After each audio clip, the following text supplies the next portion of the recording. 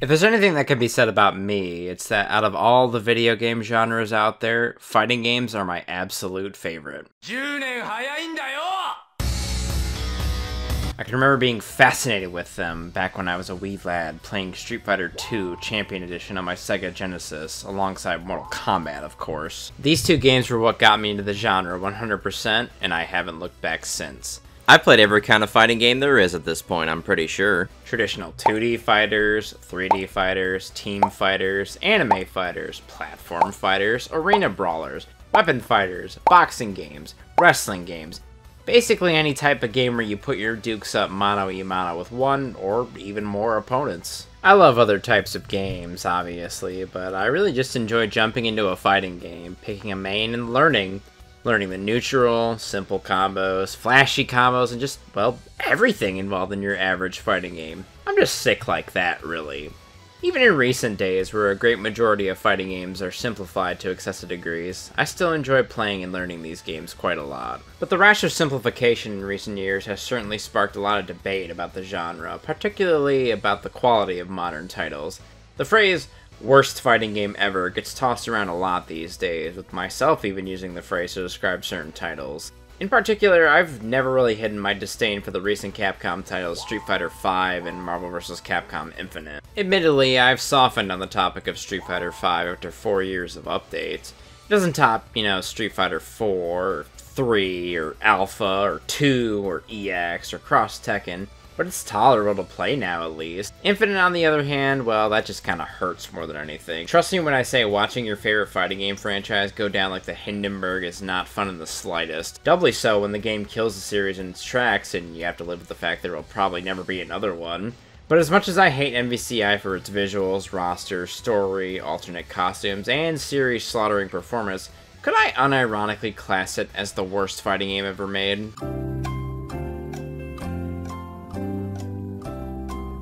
Well, of course not.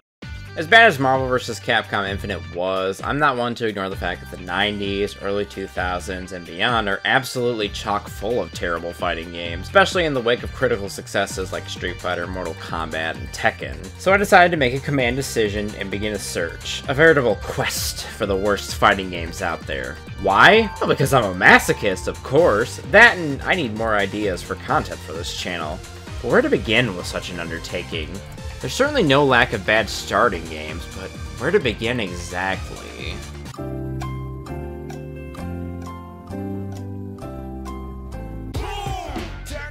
Ha! Of course!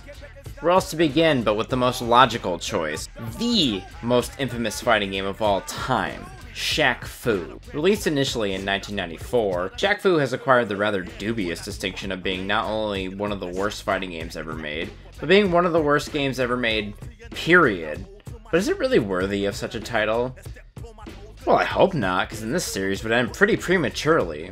The origin of Shaq Fu is a pretty fabled one. I assume most people already know who Shaquille O'Neal is, so I won't go too far in describing him, but if you aren't in the know, in the 90s, Shaquille O'Neal was a superstar basketball player, best known for his years on the Orlando Magic and the Los Angeles Lakers. But, being an ambitious individual like most are, Shaq wanted to market his image more, and after a successful rap album release in Shaq Diesel, Shaq's eyes turned to the rapidly growing video game market. Initially pitched as a basketball game because, well, duh, the game shifted genre when Shaq, a fan of Mortal Kombat, decided it should be a fighting game instead. The game was developed by Delphine Software International, a company known best for its animation techniques that they used in their most popular game, Another World.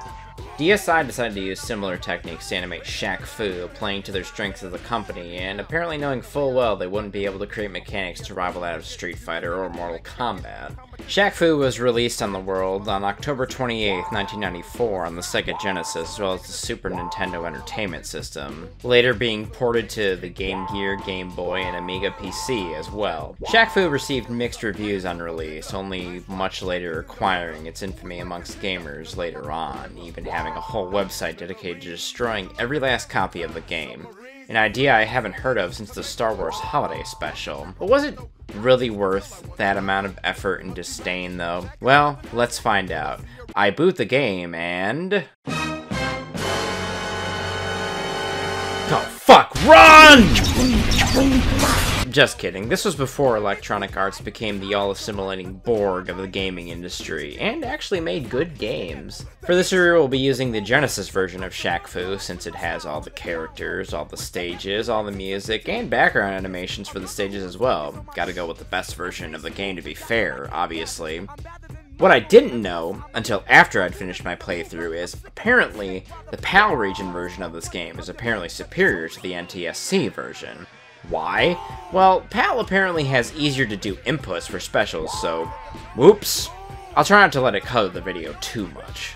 Now it's story time, bitch! Yes, this game had a story mode, and it's the main attraction of the game as well. There's also a versus and tournament mode available, but where the hell am I gonna find other people willing to play Shaq Fu of all games? Shaq Fu begins with our star, Shaquille O'Neal, in Tokyo, Japan, for a charity basketball game. But, as he's checking out the local sites, he stumbles onto an old Kung Fu dojo, and some convenient product placement, too. And it's the choice of a new generation. Okay, quick gripe, but we're in Tokyo, Japan, and there's a Kung Fu dojo here? Strange, considering Kung Fu is a Chinese martial art. That's obviously not too big of a deal, but sometimes tiny little awry details like that bother me. But I suppose the name Shaq Fu is a bit more catchy than, say, Shakarate, or well, even the main character's titular martial art called Shakido. Anyway, Shaq heads into the dojo and meets an old Kung Fu master. The master picks Shaq out as a legendary warrior from the stars, which Shaq takes to mean is his status as an all-star on the basketball court. After a brief back and forth, the old master tells Shaq to go through the swirling portal in his back room, giving him no real reason to do so, other than rescuing a young boy named Nezu. Shaq does this without hesitation, and we're tossed onto the overworld of the game. I can't lie, I like the overworld a good bit. It's colorful and pretty well animated, plus you get to make little Shaq run around. Run, Shaq, run! You have a world to save. Let's start over here in the Lost Jungle. Doesn't seem very lost. I mean, it's right there. Whatever. Here we do a battle with our first ever opponent, Voodoo. Where is Set Ra? Your magic can't hurt me, girlfriend. My magic has never lost a match, and I'm not your girlfriend. You know, I don't remember ever being told about a Set Ra in the story so far. Maybe I should check the manual real quick, see if I missed anything relevant. Oh, well, it's just all right there in the manual, huh?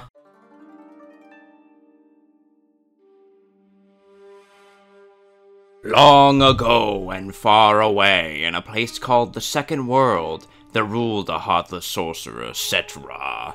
His hunger for power still gnawed at him, even though his dominance over the Second World was unchallenged. He longed to extend his grasp to the fair First World, Earth. Set Ra's plan was simple. He would destroy the Pharaoh of Egypt and usurp his throne. He created a perfect assassin from his own shadow who would serve him without question. This shadow became Beast, the mightiest and most loyal of all Set Ra's minions.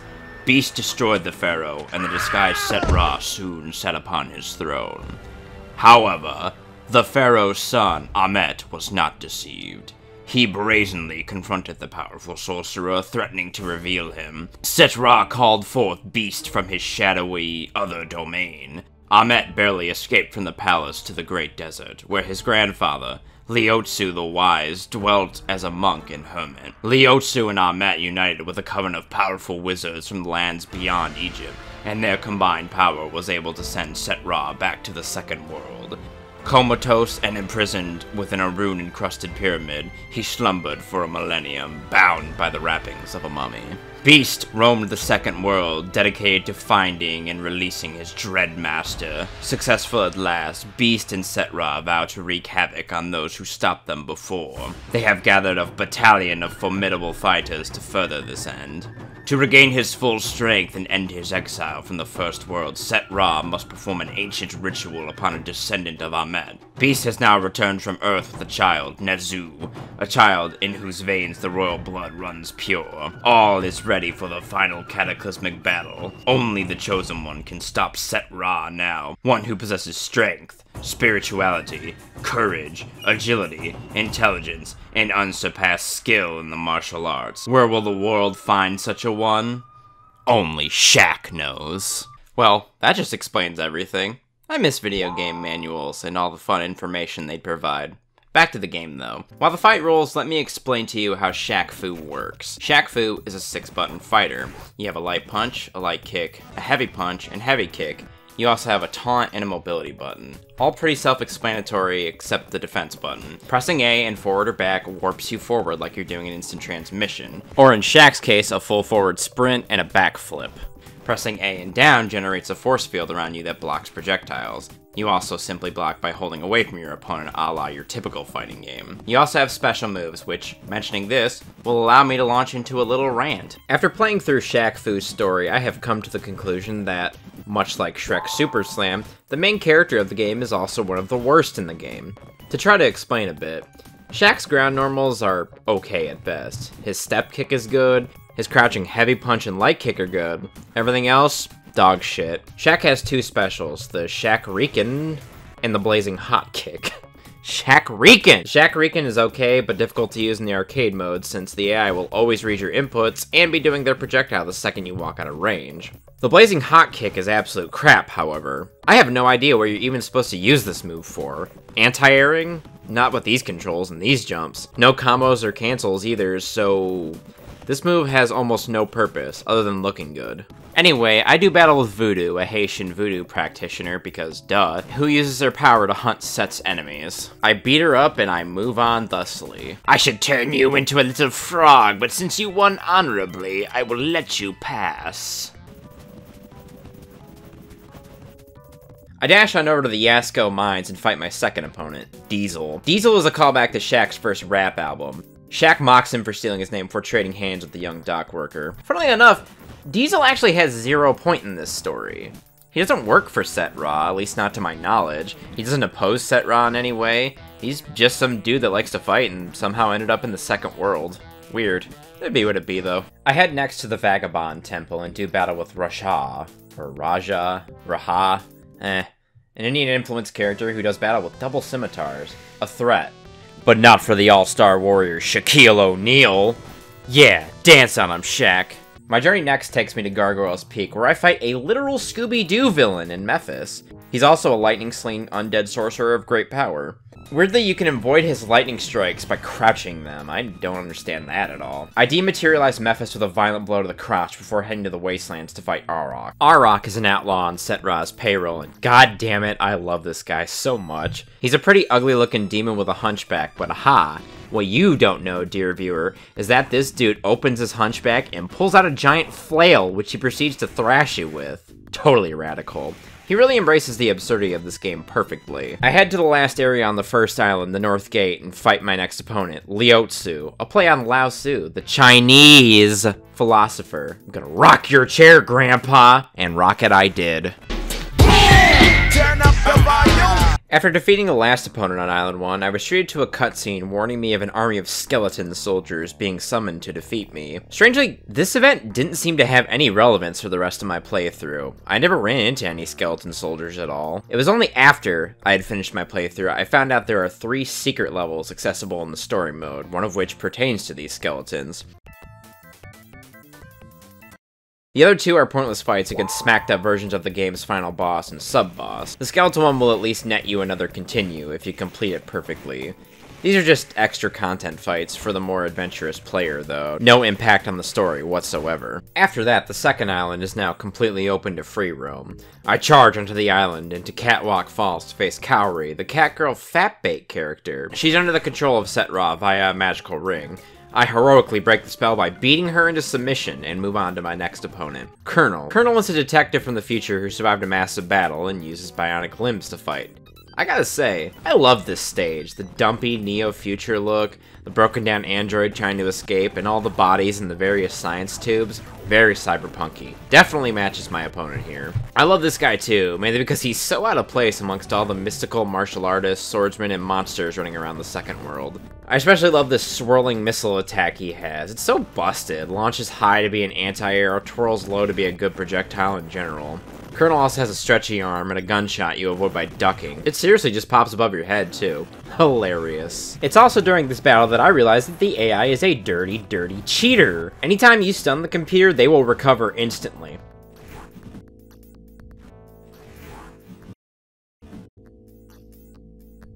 Unlike me, who's down for a solid couple seconds, which lets the get in a free hit, of course. Ridiculous. After Colonel, my final opponent on Island 2 is Nezu, the boy I'm meant to rescue from this world. Cool, we'll bag this nerd and we'll just go right home, right? I enact the forbidden fantasy of beating down a child and break the spell gripping Nezu, and damn, it looks like I roughed him up way more than the other characters. Nezu urges me, most likely from his newly acquired wheelchair, to fight Set while he's still weak. Well, thought my objective was just to rescue you, kid, but I guess I can slap a mummy silly while I'm here. Defeating the last opponent on Island 2 opens up the final island of the game. I fearlessly charge to Dragon's Pass and face Set-Ra, second in command, Beast. Beast is a smacked-up, carnage-looking symbiote with a full-screen sonic scream that's somehow avoidable by jumping. Shaq proves way too strong for Set's shadow, however, and Beast is defeated, though he swears he will have his revenge on Shaq before slinking off like a dirty slug. After this, you're treated to a scene from the game's antagonist, Set, rising from his coffin, ready to face you in mortal combat. The path to Tombstone Island, and your destiny, is now open. You face down Set-Ra, the final boss of Shaq Fu, a mummy with Legion of Doom shoulder pads. Shaq demands he relinquish Nezu, even though he doesn't have him, considering we rescued him 2 fights ago. The battle with Set isn't much different from all the rest. Set is no Omega Rugal or Shao Kahn. Savagely spam him with your best normals until victory is assured. After Set-Ra's defeat, you head back to Tokyo with Nezu in tow, and just in time, too. Shaq has a charity basketball game to get to. Wouldn't want to miss that after all, and... Beast is back, and he's ready to face Shaq once again, but this time, in Shaq's domain. Shaq Fu ends on this insane cliffhanger, leaving us all begging for more. Well, not really, but Shaq Fu did end up getting a sequel decades later. But that was Shaq Fu. After my playthrough, I sat down and asked myself, was this game really worth all the hatred it garnered? The website and its places on various worst games of all time lists? Honestly, no. Okay, straight up, Shaq Fu's combat systems are pretty bad. There's no comboing or canceling, and basic stuff like crossovers are nigh impossible with the insanely floaty and weird jumping arcs. It plays like a very poorly done Samurai Showdown, if anything. I am comparing Shaq Fu to Samurai Showdown. Where has my life taken me? A lot of people highlight Shaq Fu's absurd story as being hard to swallow, but I always say absurdity is a strength, not a weakness. Perhaps people can't stomach Shaquille O'Neal in his fictional martial art as a protagonist? I mean, maybe. But is Shaq as a fighter really more absurd than, say, a Hollywood movie star, an electric ogre, Fray Tormenta as a jaguar, or a Hispanic bullfighter with ninja training? Admittedly, I'd like it if Shaq's moveset was more basketball-y, though maybe that's too stereotypical in this case. I'd prefer it if Shaq had a moveset similar to Lucky Glauber from King of Fighters 98. Dunks and free throws. Well, maybe not free throws in Shaq's case, but something else of that variety. I suppose the cast is a toss-up too in terms of design. You have the characters like Arok, Memphis, Colonel, Beast, and Kaori, who are pretty flamboyant and interesting. But on the other side of the coin, you have people like Diesel, Voodoo, Raha, Liotsu, and Nezu, who are pretty Mummy is also quite the strange antagonist, but no weirder than a majority of the things I've fought in various fighting games. Maybe something like Lo Pang or Shang Tsung would have made more sense given the game's more martial artsy setting. I do have to praise the game's animations, to be honest with you. They're all pretty fluid and nice looking. Shit, this game is better animated than an NRS game. Shaq Fu's art and backgrounds are pretty gorgeous as well. There's so much color and vibrance in the game. I can definitely tell this was Delphine Software's strength as a company. They definitely put a ton of effort into their art direction to compensate for their weaker grasp of game mechanics. As I close in on the end of this video, can I honestly say that Shaq Fu is the worst fighting game out there? No, not at all. As annoyed as I was at times with Shaq Fu, this game really isn't too bad at all. I don't think this game is worth all the hate it got. It's not great for certain, but it's not like it's bereft of any redeeming qualities whatsoever. Heck, I can think of worse fighting games off the top of my head. I'd like to thank you all a ton for watching this weird video about Shaq Fu. My name is Hades Manticore, and I'll see y'all in the next one. Goodbye. Don't you want a rematch?